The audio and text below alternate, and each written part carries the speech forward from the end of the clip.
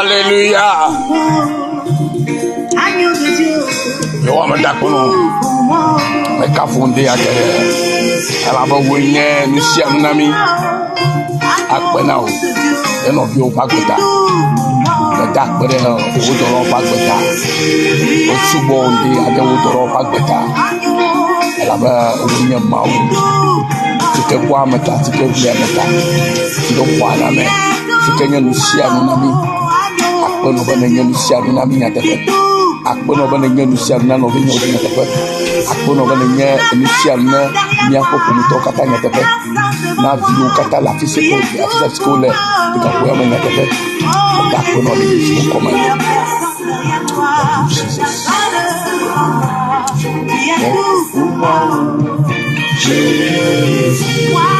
Personne derrière moi, personne devant moi, il y a tout pour moi, oh Jésus. Personne derrière moi, personne devant moi, il y a tout pour moi, oh Jésus. Attention problème, tu pleures. Alléluia. Mais quand Fabio non vient, Yesu nya, enusia nunami. Alléluia. Ese uminya. Dakala mega Fabio. Dakala mega kwebana. Merel umaton kodotio. Gabu foyamala. Mega doro ngbo. Maufenya. Ewo. Enye. Alo me go tole siare la. Amapondu le kakwele. Amerika male me gbodo mana o. Amerika male nkona o. Yesu reka. Yenye nusia luna o. Na nyabe Yesu reka. Yenye nusia luna e. Eya koya na kwabana. Enu ato ide dodonu. Le wa gbeme. Medina ga se hayake. Si o jile France bana. Tu es tout pour moi. Tu es tout pour moi. Owenye nusia lunam. Owenye yagbe. Owenye ovekwe baja. Owenye yadam de la utifa fafia. Oya gakwese sanam. Owenye yabaola yabamachiaba. Owenye akpoko ndagbitonam. Ewo sika lufia niba fia lufo kataji. Osika takani chongu sebla leji. Osika no akero bioji zona. Owenye kuranam. Blonya yao de kare kande ya.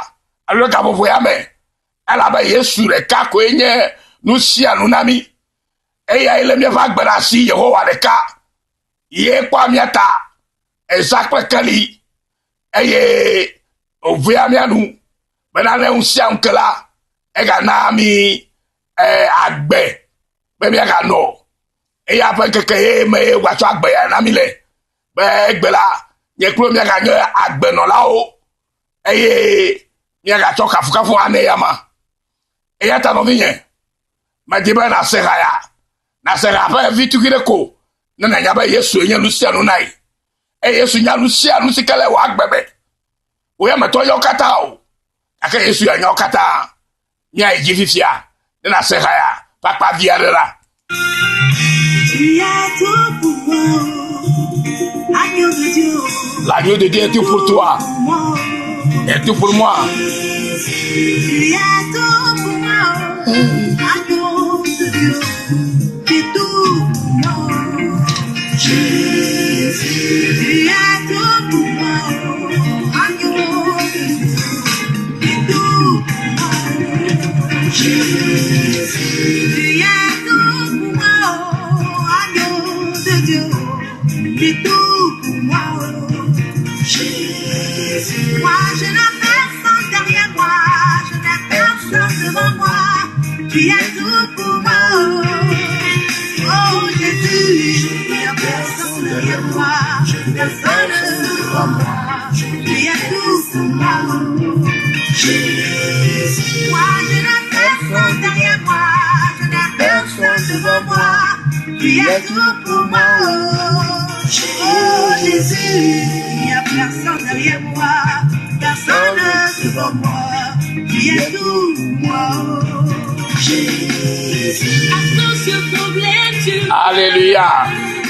Yesu enye nusia nunami. Yehowa enye nusia nunami no vinye. Eya ta imetiwa na sera ya pakpa via do. Elle a maintenant, les radical, tu es tout pour moi. Ma dit, maintenant, d'autres chiens, bé, à l'envigne. Nena yabe yeho ama wenye nusi anu nai. Yeho ama wenye wagbe no vinye. Yeho ama wenye mieva agbe no vinye. Le Christo me. Amegoto fu mekatala yeho wa ele mi dasi. Yeho wa ele mi atak pom. Yeho wa ele mi anu vam. Me di bende ya. Alo ka fu emala. Ya na nye bana. Yeho wa de kai ya nusi anu nai. Me di ba mi a de Bible me ga popo ya me na mi akle nu mi akpo be mi akai wa di be akpo na mi le egbe pe keke ha mo ha choku de mi a megbeto si onye to mi a si o kata wo le fo no manu hallelujah mi gbo bana mi gbo la koko bana ende ke mesesa ye ho ya tape ende ke mesesa na yi mi afa ma wo eluga o keke ha la que se so na mi oela ale bobore na ya eta mi gbona language be nothing is too hard for God. Nothing is too hard. There is no bigger thing before God because he is the one who created everything. He is the one who has authority in everything that he has created. Eta ndeya madiba na nya ya no vinye bena maula nukata nyawo nukata le bobore ne yakaba diba mabio se bena ebuta mo pagwere ka ba habelere enu le ha le bulere le mafo kuma ma ha nothing is too small de la bueti ko gwere ka nothing is too small nekemale bo vitu kile mafo kumo enu vitu ko ha ma onya o kekem e ta mi ide Bible amende yaro la Bible amele Matthieu va ba ta wo Bible atome afi bo le bana que mi afa etana o kata ha ogle mi afa etana o kata ha la ogle me ka egle o Yehowa egle manya wo ira ta ma egle o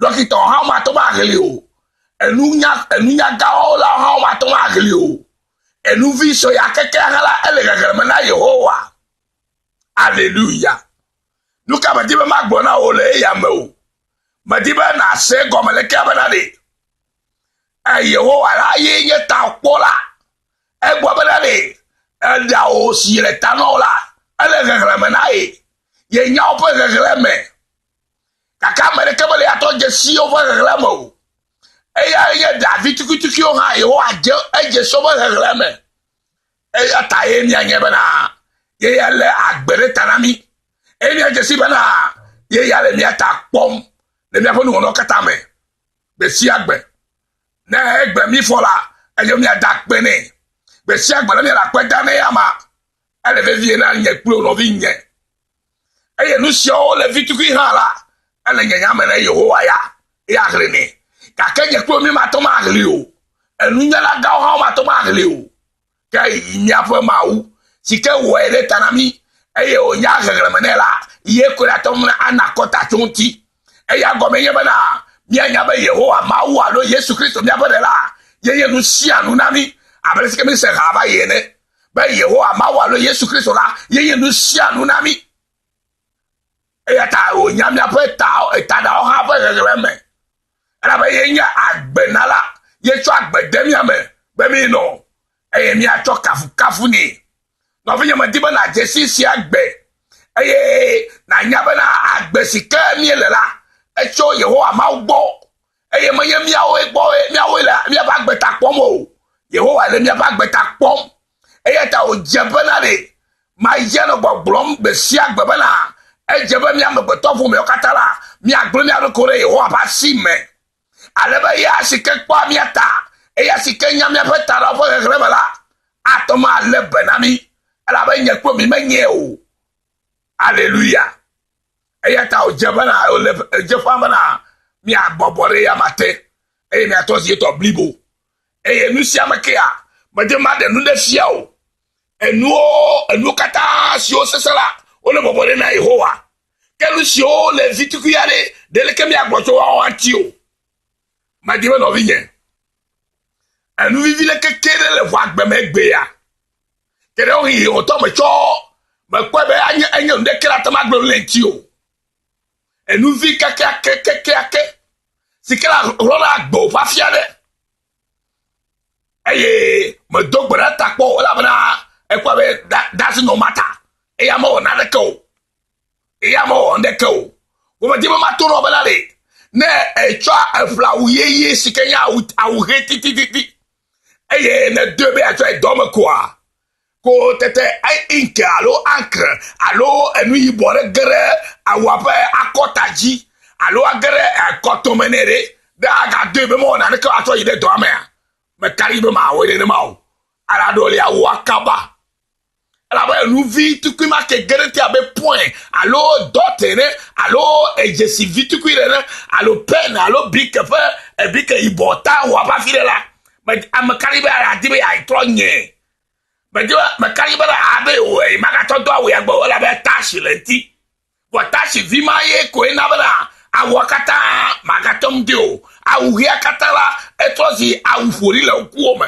e atala de dari e ya no ila mi ekpona mi bola bana mi kpona nugaga oji bo ye wa nuga nu ya ele fude na la gbenyeme ya ye wa nu ya la fude na la gbenyeme ya e la bo le kunu na mi to popo eye mi do agbere leta gake garo mala gake e ya ro ila enu vi sere ke ko no amia ba gbe connecter le mi ba gbe hu enu vi sere ko sika ele anofuma wa mi ma doje sika ba o voyez nous vit tout que c'est que nous plein de miam toka tanti abadi ba no vinye le Kristo me egbela ma di ba na dog gbeda de na bia Yehowa mawu bena le nous vit so kai gba le ba gbeme sikela te ma gbe le ba menye yakatanti o ma ha e na bia Yehowa ne de fia o e na dog gbeda bena na de da le ba gbezame bena ba wu hetiti ene la be ya fu ba pero ala bana nyeba nu yibore ta awu blibu akola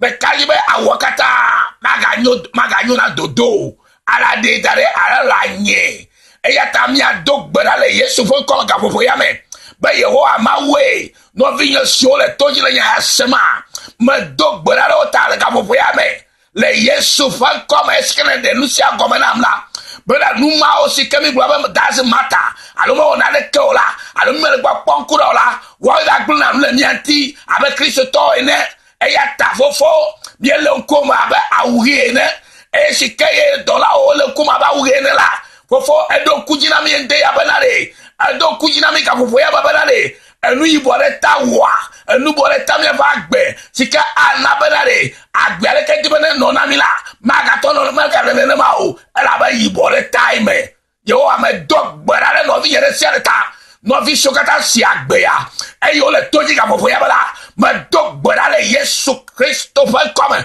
bena de nu sikatanya nu siko boba o kuma pona o e yo mo to do na je sikaba o yo boba alo amro ko wo e ma hia o e ma nu vitikulo ko nye ma ta ma gbo le ti o bo e ma gbo na ma ti la ma dog barare Yesu Kristo fa autorité ama ma dog barare gbagbo ko fa zore de me de o tabla na de sia o to motor siare ala ba me nyebla e do gbeto khere me se ba gbeti bena fa ya mala ka pe ya na ule awo to khere le ba gbeme ya kene be numa sikemi ko betas mata alo mo na le ko alo ma ya male ve rola numa ma siomi ko male ve rola ye gbe la mi ape Kristo to ba gbe no ti e ya ta ma dog bra le Yesu fa come do ta le gbo fa useme nde bana fofo na de fia no vi ne siare be nu vi se ma keke ake sika nya be nu akata la gble a ma be ka me te kata la gble la ma be na de la mi ame ma be na de la o me na de la me to fu me kata me a monsieur le be ya senga fu me monsieur le onya ya senga fu me bana fofo wa to si vinyo keke na ne iwa tomu anu agbe de dodonu e nu si ofo gbe do me ba gbe ti la bana wa pomo ba na mi la bana ye be nu ibo mata o nya fa me nyenye he sika me nya am kokko sika me nya kola no kata gbe le mianti e magaton ano tesese don komo fofo me de kuku no ndia bana wo nya sia mega na ona se et bobo de kan ba traduire ton nom de bubu qu'on a se comme le boko pe mu seme me dakpele o fakweta le Yesu Christo pon commun ma vie globe amen la fikole e mauna nabra nusike e kwa me kwa do jesi wa gbemo wonye nu vi ka kere ke ske rolo abele ske nyala gbe bana ye wa nu vi se ke kere ke ske nyimi apa da hele ka ye wa nya fo kata e ka ye wa le nu sia nu pon le mi apa gbemuti e nya mi apa tada o fo hele me e nya nu sia nu sike le mi apa gbezame e ka ye nu vi ka ke ha atong gbe le mi anti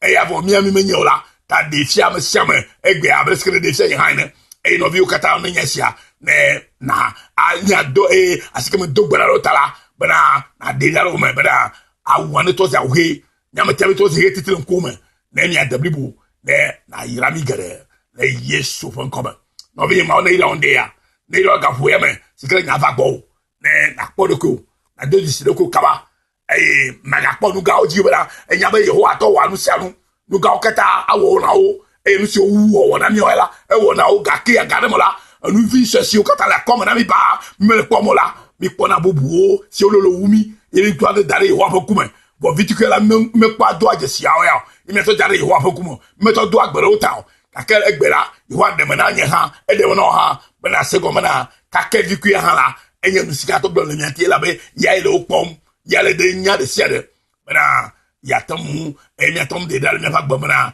mi atom avu pli o e mi atom anye to blibo le Yesu fon koma akpeno yehowa bana ewe sia na mi ga voyeme e no vi se goma ye de goma na oto bo ko fun salama ya no vi Yesu yo ye ga choya sa da mi dia e ga voyeme ona ira mi ye nya nkeka na nyuna mi ko sirawo when we ya o ya de me fila mi la gbe na je jina mi ina ka je ya goma la be fiale enu wum ye nya kpo be nu kata anyuna mi e o na mi na mi de anu lulu sia odi da me fa gbe sama mi to si ame ja Jessica ma odi be mi nyonela awon kun kero me fa gbe ona ila mi gere yanke kya na nyuna mi ko sira de jina mi e wo tri apa anu ya na jina mi de nu gere o me ya fa yi be bobo me la be ye kwa mi ata ye le abana mi le mi apa ke ko kata ma na mi foa ye na mi de mi apa sukuru mi apa do ma ye mi de mi apa nu wona ma ye eta je bana na afon de kaila na dakpana yehowa den ke kata bana papa nu ka nya nu ke anya mo khanu na legbe fa gamo ma di bana de fiam de ma de dai ma nya so po nya ngba kle de kle mo ajiu ye na dogbara na yigbo na dogbara na ezadoma na dogbara la be kwa mi ta le nu yo kata me akpe no ba we sia ye hoya ira cho yehowa ma gbo anya amagoto bo ke ma gbo ma ona ira ngare Kristo Yesu bon koma amen.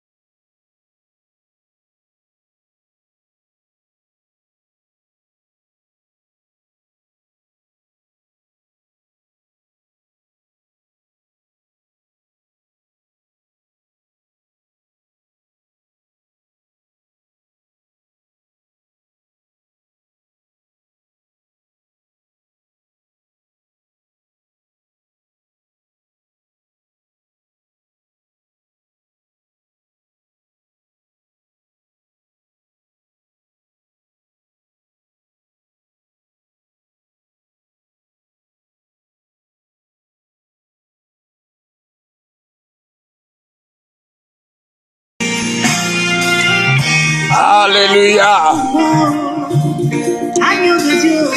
Yo wa me dakono. Me ka fonde akere. Ala ba wonye nu sia nu nami. Akpena o. Eno bi o pagbeta. Me dakpere o doro pagbeta. O subo onde ade o doro pagbeta. Ala ba wonye mawo. Tike kwa meta, tike vle meta. Ndo kwa na me. Tike nyanu sia nu nami. Akpena ba nyanu sia nu nami nyatefe. Akpena ba nyanu sia nu nami nyatefe. Akpena ba nyanu sia nu nyako kumito kata nyatefe. Na vio kata la fisiko, la fisiko le. Tika kwa me nyatefe. Akpena ba nyanu koma.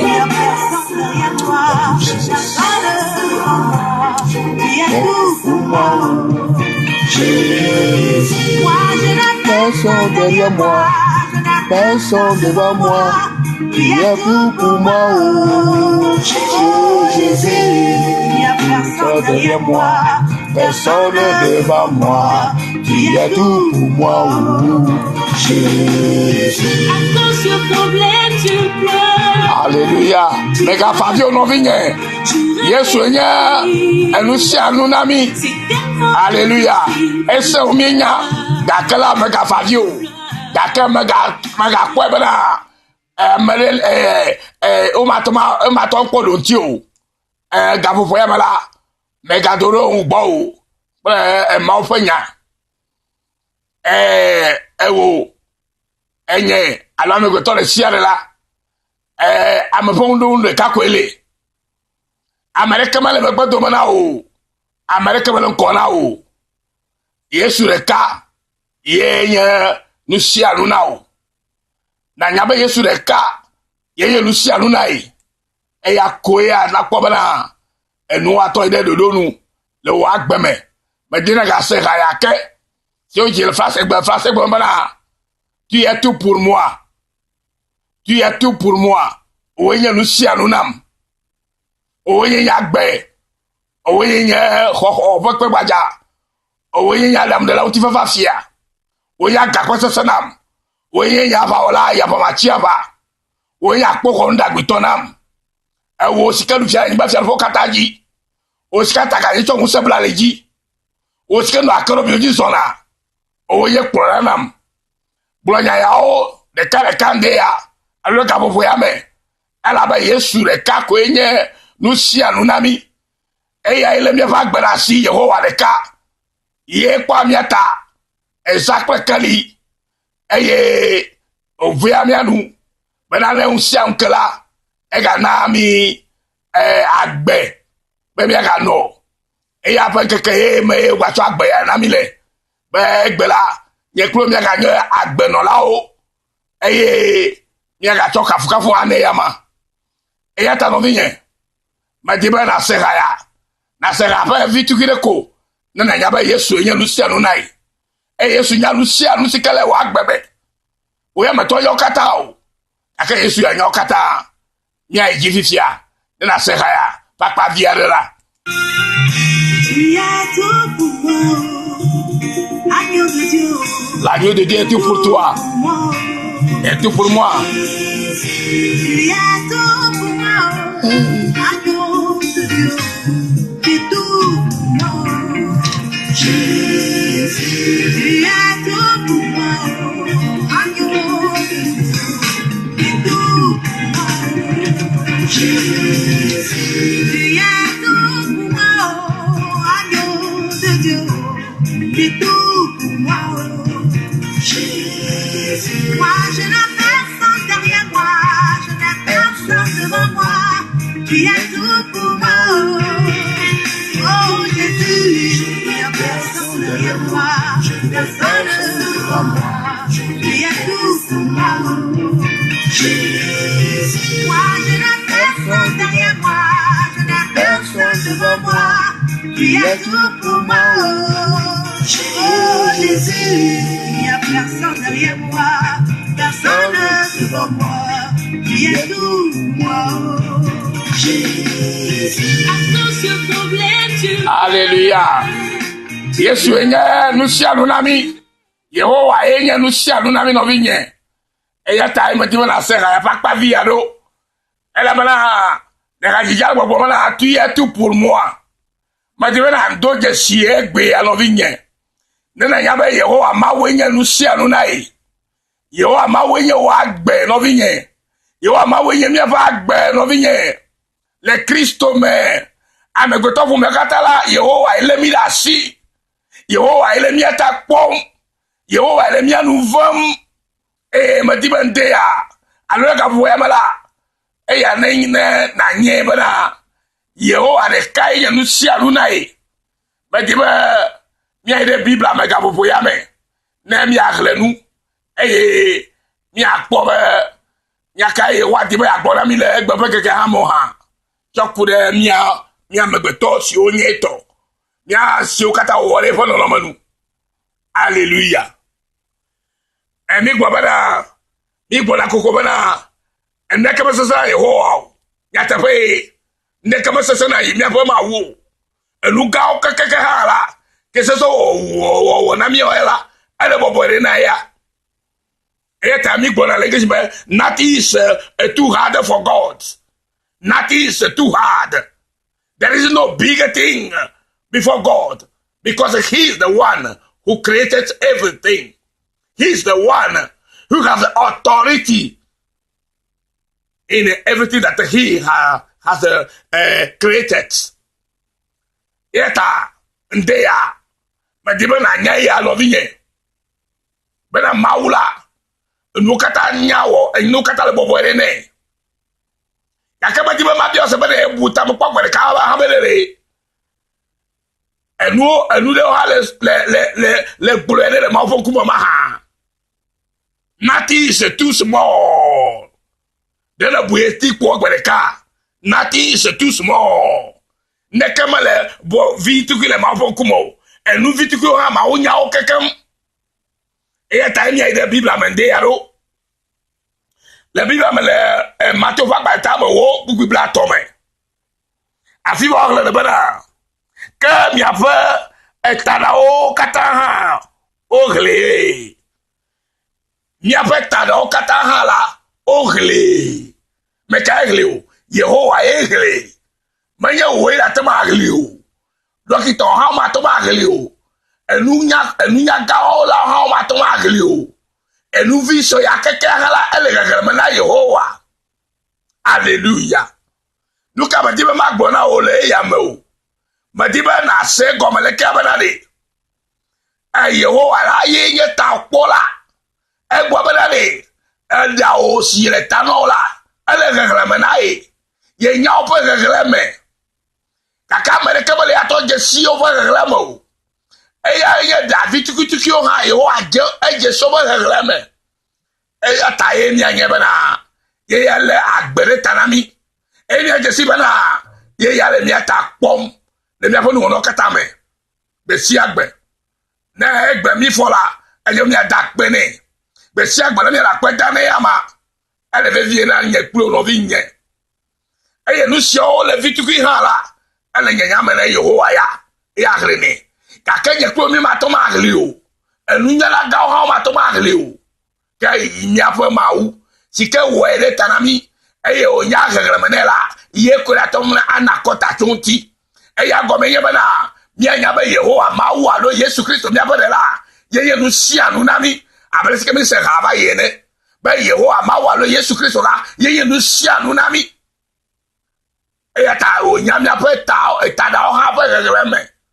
ala ba ye nya agbenala ye cho agbede mi ame be mi no mi a cho kafu ni no fi nya ma di ba na jesi si agbe na nya ba na agbe sika ni lela cho Yehowa ma gbo ma ye mi awo gbo mi awo la mi ba agbe ta pom o Yehowa le mi ba agbe ta pom ta o je ba na de ma ye no gbogbrom be si agbe ba na ejebe mi amegbeto fu me okatala mi aglo mi adokore Yehowa ba si me aleba ya sike kwa mi ata ya sike nya mi apeta ra fo grebala atoma lebe na mi alaba nya kwa mi menye o hallelujah ta o jebe na o le jefa na mi abobore ya mate mi atosi to blibo nu si amakia ma de nu de fia o enu kata si o sesela le bobore na Yehowa kelu si o le vitiku yale de le kemi agboto wa anti o ma di no vinye anu vivi le kekere le wa gbe megbe ya kere o yi o to me cho me kwa be anya nde kira ta magbe le nti o anu vi keke sikela rola gbo fa fiade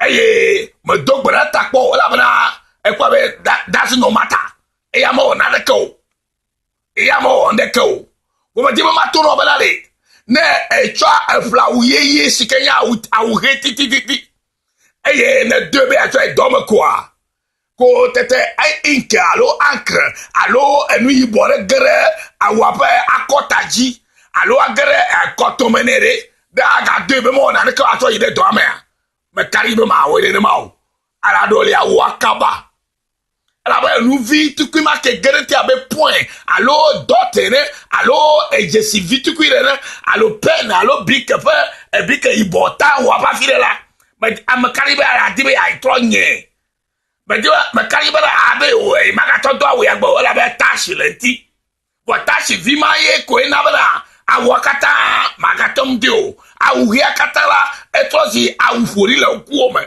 e atala de dari e ya no ila mi ekpona mi bola bana mi pola nugaga oji bo yo anuga nu ya ele fude na la gbenyeme ya yo anu ya la fude na la gbenyeme ya e la bo le kunu na mi to popo eye mi do agbere leta gake garo me la gake e ya ro ila enu vi sere ke ko no ami ava gbe connecter mi ava gbe hu enu vi so sere ko sike ele anofuma mo mi ma doje sikaba o voyez nous vit tout que c'est qu'elle nous pleure ni ambe to katanti abadi ba no vinge le Kristo me egbela ma di na dog gbeda ni na bia yo amawu bena le nous vit so kai gba le ba gbeme si kala te ma gbe le ba me nya katanti o ma ha e na bia yo ane de fia o e na dog gbeda bena na de da le ba gbezame bena ba wu hetiti ene la be ya fu va pero ala bana nyeba nu yibore ta awu blibu akola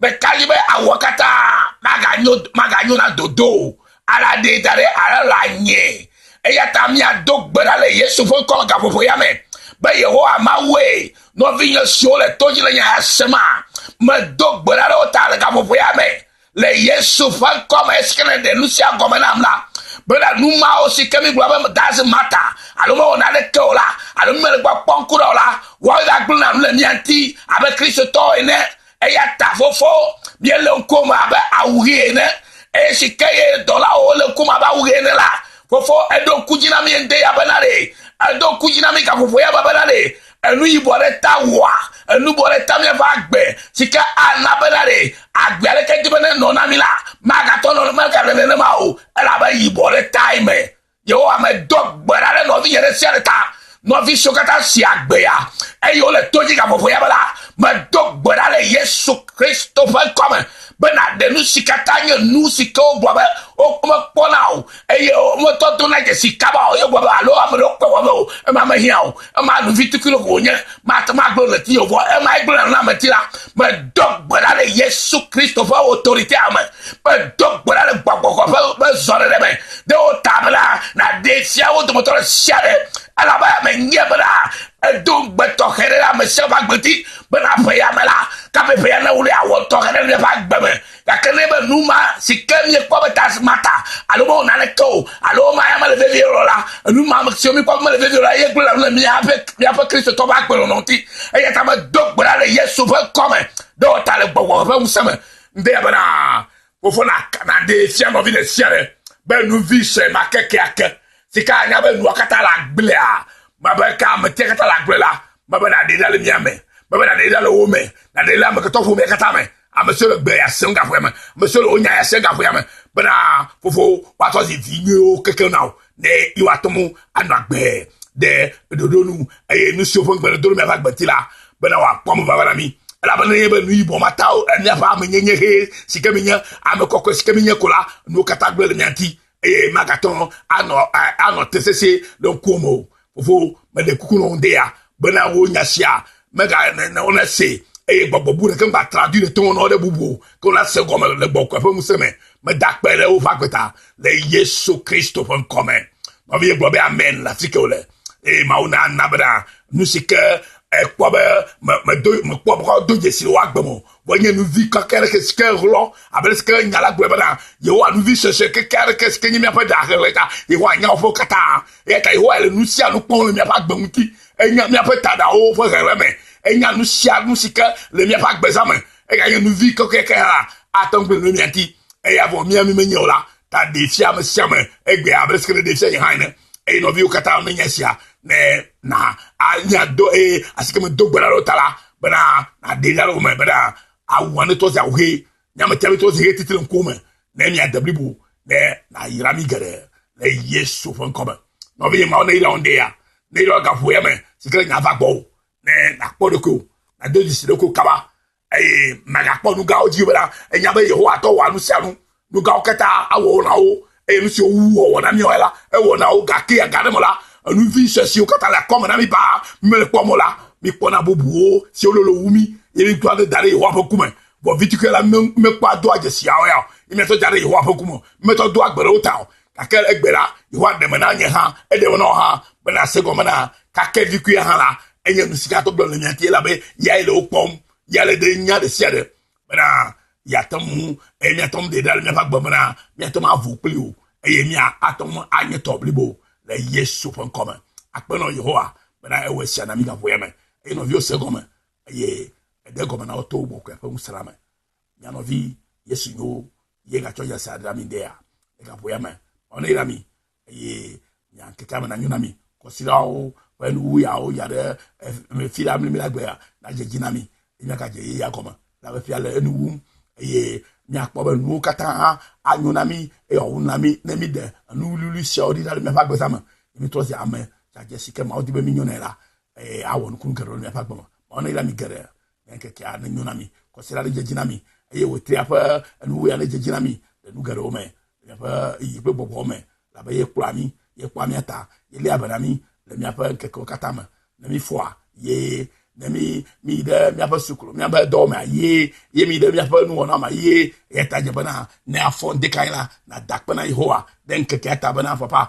nu ka nya nu ke anya mo khanu na legbe fa gamo ma di bana de fiam de ma de di da ma nya so po nya ngba klim de kala mo ajiu ye na dobara na yigbo ga dobara na esadoma na dobara la be ye kwa mi ta le nu yo kata me akpe no ba we sia ye hoya ira cho Yehowa ma gbo anya amagotobo ke ma gbo ma ona ira ngere Kristo is bon come amen.